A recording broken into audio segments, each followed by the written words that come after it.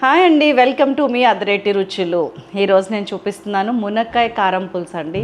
Next level ఉంటుంది curry. అసలు ఒక్కసారి చేశారంటే వదలరు, అంత టేస్టీగా ఉంటుంది. ఎగ్స్ ఆప్షనల్ అండి, ఇందులో కావాలంటే ఎగ్స్ తినే వాళ్ళు వేసుకోవచ్చు, లేని వాళ్ళు మానేయచ్చు. ఎనీ పులుసుకి కావాల్సిన కారం ఇది. అది ఏంటి అనేది మీరు చూడాలంటే ఇప్పుడు ఇంగ్రీడియంట్స్ అన్నీ చూడాల్సిందే. దీంతో పులుసు చేస్తున్నా, ఎన్ని పులుసులన్నా చేయొచ్చు. ఈ ఒక్క పొడి ఉంటే చాలు మీ ఇంట్లో. అది ఎలా చేయాలనేది చూడండి. ఇక్కడ కూడా రఫ్గా చూపిస్తాను. కావాల్సిన ఇంగ్రీడియంట్స్ ఒక్కసారి చూద్దామా.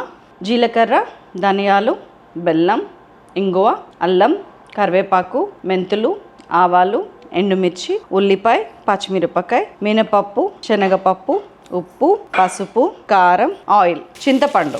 ఫస్ట్ కడాయిలో ధనియాలు వేసుకోవాలి. ఆ తర్వాత 1 by 1 ఎండుమిర్చి, ఆవాలు, జీలకర్ర ఇవన్నీ ఫ్రై చేసుకోవాలి. ఫ్రై చేయవసరం లేని ఏమైనా ఉన్నాయంటే ఇక్కడ అల్లము, ఇంగువ, కరివేపాకు కూడా ఫ్రై చేసుకోవాల్సిందే. బెల్లం, ఈ 3 ఫ్రై చేయక్కర్లేదు.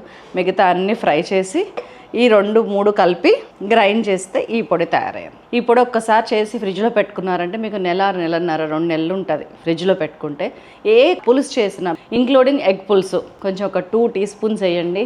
నెక్స్ట్ లెవెల్ ఉంటుంది పులుసు అసలు. చలో చేసేస్తున్నా. కొద్దిగా ఆయిల్ పోస్తున్నాను.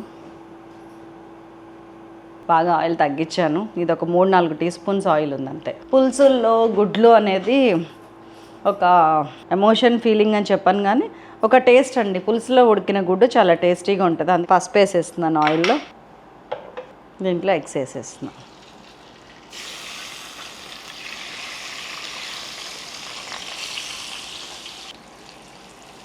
జస్ట్ లైట్గా, ఎక్కువ ఫ్రై చేసినా కానీ పులుసులో లోపలికి సింక్ అవ్వదు. లైట్గా ఫ్రై చేస్తే చాలా కలర్ కోసం.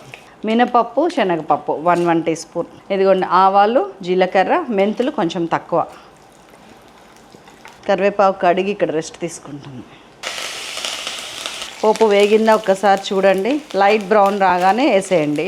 మిగతా డార్క్ బ్రౌన్ ఆటోమేటిక్గా వస్తుంది. ఉల్లిపాయలు 2, పచ్చిమిరపకాయలు 4.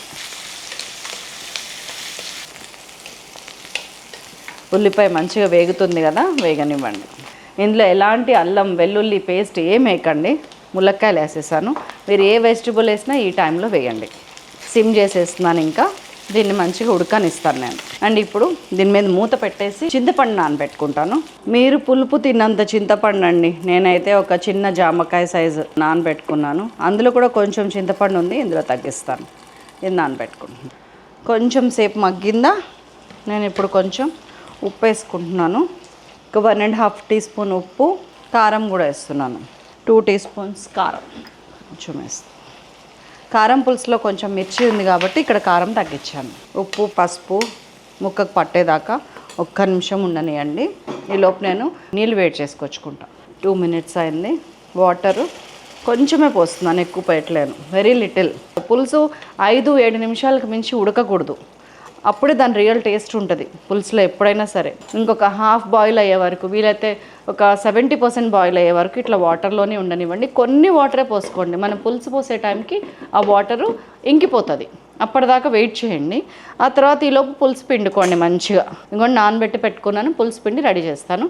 ఒక 5 నిమిషాలు ఇలానే ఉడకనిద్దాం. ఇదిగోండి నీళ్ళు అన్నీ అయిపోయినాయి చూడండి చక్కగా. ఇప్పుడు పులుసు వేయండి. ములక్కాయ కూడా సగం ఉడికింది.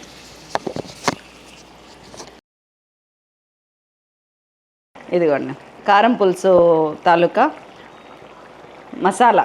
అసలు దీంతో ముఖ చిత్రం మారిపోతుంది. 2 teaspoons సిమ్ చేసేయాలి. ఈ పులుసు ఇలాగే ఉండి మరగాలి. అండ్ ఇందులో కొంచెం బెల్లం, కొత్తిమీర.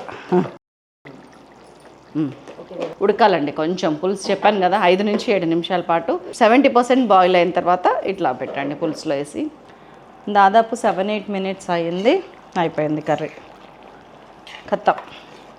చాలా బాగా వచ్చింది. మధ్యలో కొన్ని హాట్ వాటర్ యాడ్ చేశాను, కొంచెం బెల్లం వేసాను. చూసారు కదా, దట్స్ ఆల్. కట్టేస్తున్నా. టడం టడం టడం. Super recipe.